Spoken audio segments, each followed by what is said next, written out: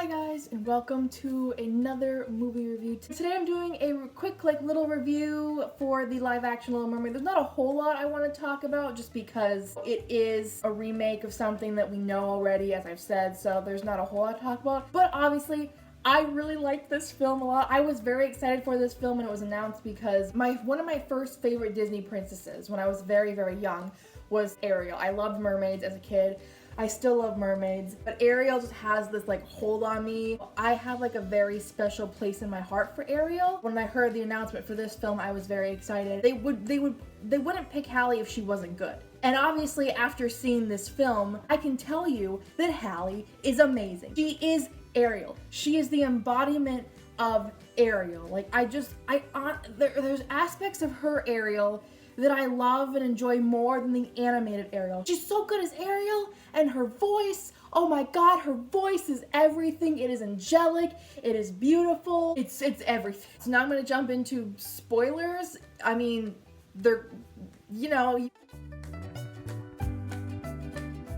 I want to talk about, because a lot of these Disney live actions, especially with the princess ones, you have a love story where they fall in love in a couple days, and sometimes it's just insta-lovey. The thing I love about these Disney live actions is they give both characters something that they have in common, and they tend to flesh out both of these characters.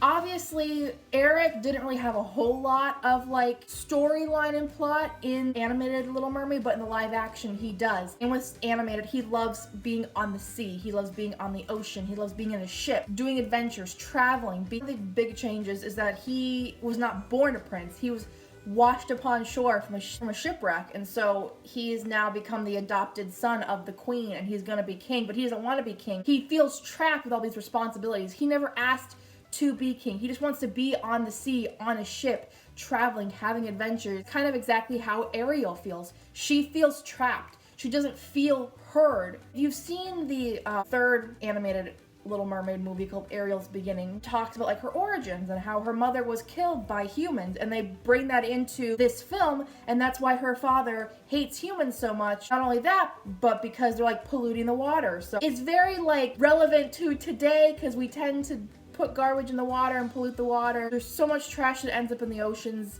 It's ridiculous. He hates humans, all of them. Just because one of them killed his wife, Ariel's mother, he hates humans. And she's kind of almost a reflection of today's society almost, where a lot of the older generation is very stuck in their ways and they don't want to see change. Whereas a lot of the youth are a little bit more open-minded and are hey, you can't blame this whole group of people when only one individual did this to you. You know what I mean? So Ariel feels trapped. She doesn't feel heard. She doesn't feel her father's understanding that not all humans are bad. Not all mer people are good, and not all mer people are bad, so why is the same not said for the human? She has a point. I get it with the animated film, her father wanting to protect her because it's his little girl. It's his last child at home. You can't just keep her caged, because in the animated film and in this one, it will cause her to rebel extremely and go find and seek out Ursula. So, a lot of this movie is shot-for-shot remake, but I really enjoy and love Disney's live actions, minus The Lion King. Probably because I did also not enjoy the animated one very much. I don't have a huge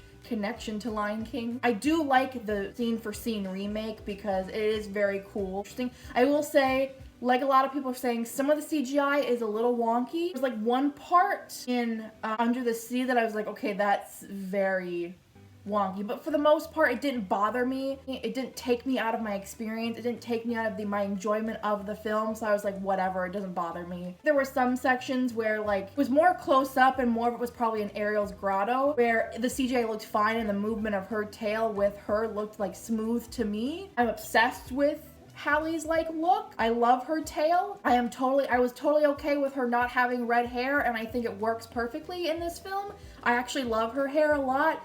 The way it's flowing and kind of moving in the water looks very good and natural to me. I just toned down her hair a little bit. I think it works really well, especially with the rest of the film. When she gets on land, it's reflective in this amber glowing dark sunset color.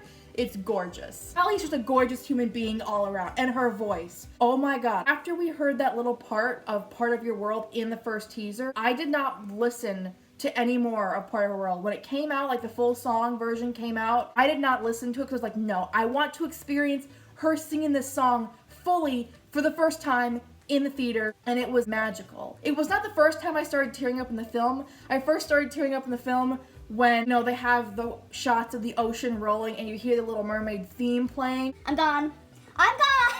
You got me. And then when she started singing Part of Your World, I was tearing up. When we saw her for the first time, I was tearing up. And then Eric. Eric is one of my favorite Disney animated princes. I really enjoy him. He's really attractive and I just like him. I love that he has more of a story, more of an arc, a plot in this film. Like I said, he wants to be on the ocean. He wants to be on a ship. He doesn't want to be cooped up, trapped in his palace where he can't make his own decisions, where he can't make his own future. And the guy who plays Eric is very dreamy. He's great. Is so good as Eric. Him and Ariel's chemistry is so great.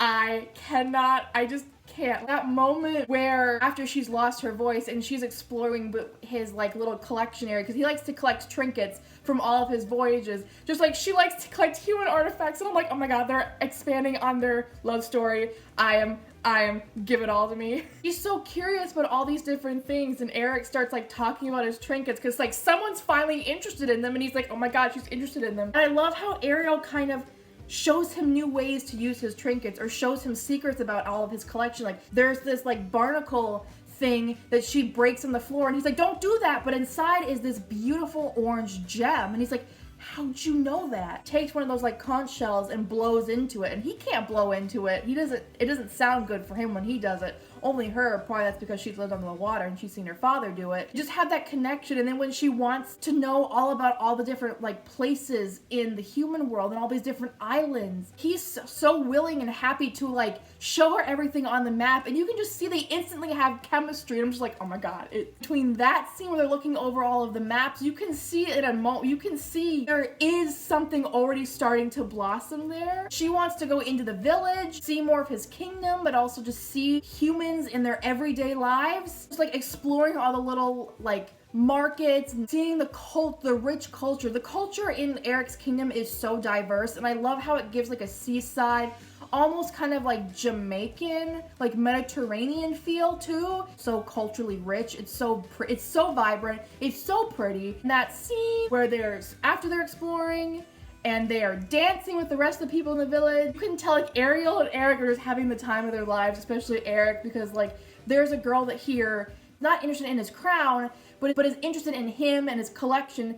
And this is atonement to like Hallie's acting, because like obviously Ariel can't speak. So Hallie has to do a lot of acting with her body, with her eyes, with her facial expressions, and she is just nailing it so well. There is also a cameo by Miss Jodie Benson, is the original voice actor of Ariel. She makes an appearance and a cameo in this film, and I believe it's like the first appearance or cameo for any of the original voice of the Disney princess to appear in a live action film. And I think it's really cool that in the village and Ariel's exploring and she comes across this woman, turns around and it's Jodie, but the cool thing is she hands Ariel a fork or a dingle hopper. So that was just really cool, that little like Easter egg to have in there. Just thought it was a really cute like little touch. And she gave Ariel a dingle hopper, like one of the collectibles she finds. I just thought that was like, oh my god, it was just so good. I love it. The actor who plays Grimsy does a very great job trying to hint at Eric being like, hey, do you really want to go after this mystery girl when you have this girl here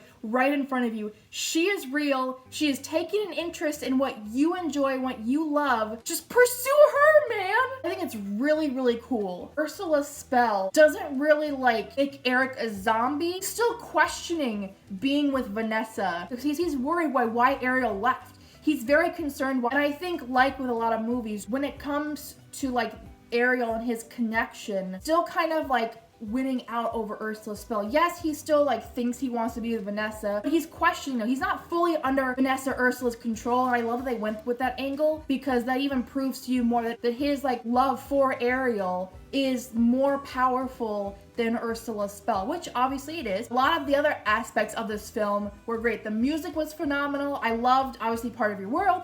Under the Sea, obviously, it wasn't as colorful as the animated one, but they still went all out. I love the guy who plays and who does the voice of Sebastian. He is very good as Sebastian, very funny. I really did enjoy Awkwafina as Scuttle. I think it's a different interpretation of Scuttle, but I loved it nonetheless. Melissa McCarthy as Ursula. She was fabulous. I had complete faith that she was going to be great as Ursula. I know some people were like, why? The thing is, she embodied Ursula, and it felt like a live action version of Ursula, but also she brought some of her own flair to it. Her version of Poor Unfortunate Soul was great. Some of her line deliveries, they were fabulous. There are some new songs in this film. There's like, I think 3 new songs. First one is there's a song for Eric. I gotta say, I love it when Disney gives the princess like a number to belt out. Kristoff's song in Frozen 2, Aladdin's songs, obviously. Evermore in the live action Beauty and the Beast is one of my favorite